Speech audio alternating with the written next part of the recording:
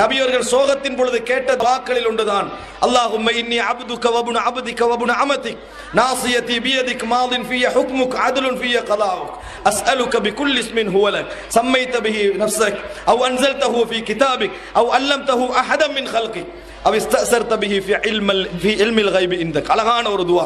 யா அல்லாஹ், நான் உனது அடிமை பெண்ணின் மகன். ரசூல் ஸல்லல்லாஹு அலைஹி வஸல்லம் முறையிட்டு சொல்கிறார்கள், நீ என்ன தீர்ப்பளித்தாலும் அது நீதியாக இருக்கும், நீ எழுதியது என்னில் நடந்தே ஆகும் என்று சொல்லி கேட்கிறார்கள். உன்னிடத்தில் நான் கேட்கிறேன், உனது அனைத்து நாமங்கள் பெயர்களையும் கொண்டு கேட்கிறேன்.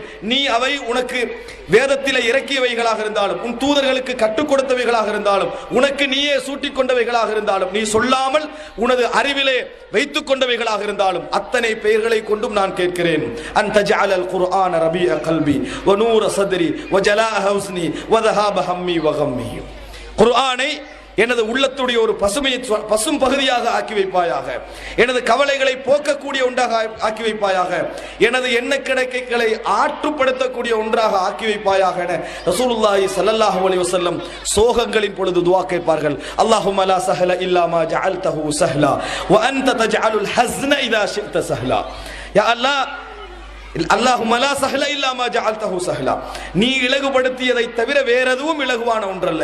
மலை குன்றை கூட நீ நினைத்தால் மணல் தரையாக நீ ஆக்கி இருப்பாய் என ரசூலுல்லாஹி ஸல்லல்லாஹு அலைஹி வஸல்லம் அவர்கள் அடிக்கடி இறைவனிடத்தில் துஆ செய்வார்கள். ஏன் சொல்லுகிறேன் தெரியுமா? கவலைகள், வேதனைகள், கஷ்டங்கள் என்று வருகின்ற பொழுது